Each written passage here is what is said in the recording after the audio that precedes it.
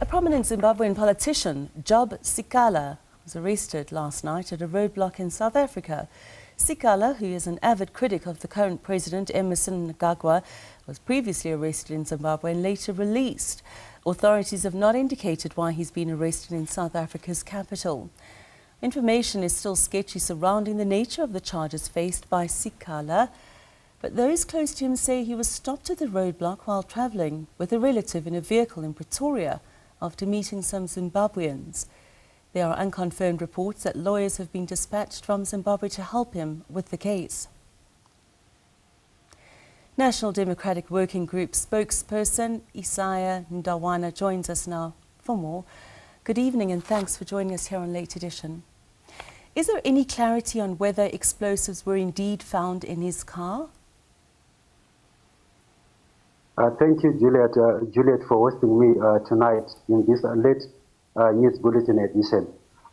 We've actually read in the social media that our leader, who is the chairman and chief facilitator, Honorable Job Sikhala, was actually found with a car which was actually stopped and searched by SABC in South Africa, where they discovered some explosives.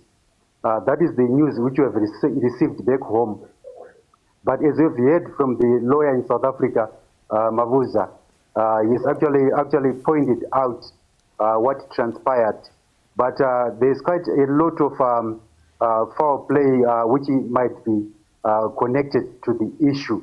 Job Sikhala is a law-abiding citizen who was arrested more than 60 times back home, and he was found not guilty and acquitted on the latest, to point out, when he was actually arrested for 595 days pre-trial detention at Chikrubi Maximum Prison. So in this case, on what developed last night, the plan could have been hedged by adversaries or the enemies who could have tracked him to South Africa and planted those explosives which were discovered by the police authorities of South Africa. What are the charges he faces and when is he expected to appear in court? Apparently, with the latest news, the information is still very sketchy. We have not actually managed to get hold of the charge sheet or what is actually transpired through the law enforcement agents in South Africa. But definitely, I don't know whether carrying of explosives is not allowed. If the explosives were of use, but I don't think Honorable Job Sikhala was owning those explosives. It was a planned issue whereby the matter was schemed by his adversaries or the enemies who could have actually trapped him. And why was the vehicle stopped? If you can connect with how the vehicle was stopped by the law enforcement agents in South Africa, it means that the issue was connected. He might have been tracked from back home, as we know that Job Sikhala is under surveillance from his adversaries, particularly with the regime back home. As you know, on the 30th of August, his house was bombed in the morning of 30th of August on Saturday, pre-dawn at about 1:30.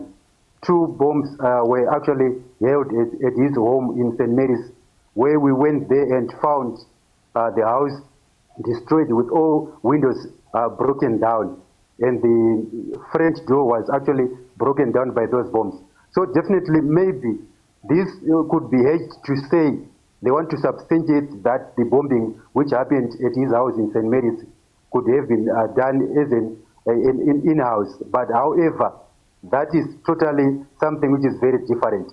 Job Sikhala is a law-abiding citizen, and that matter is not even associated with him. Do you know whether his lawyers actually met with him yet? Do you have any info on that? The lawyers, we just heard that there were some lawyers which were dispatched from Zimbabwe who will be jointly working with those in South Africa.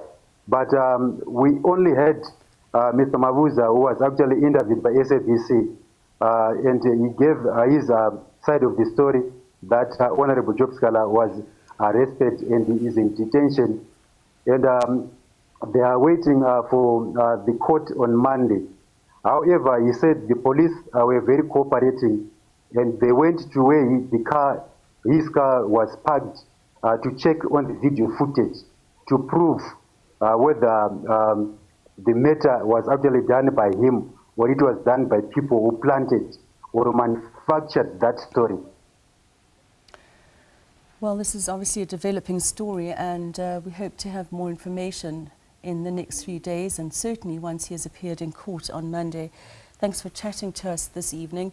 That was National Democratic Working Group spokesperson Isaih Ndawana chatting to us there about the arrest of that Zimbabwean here in South Africa.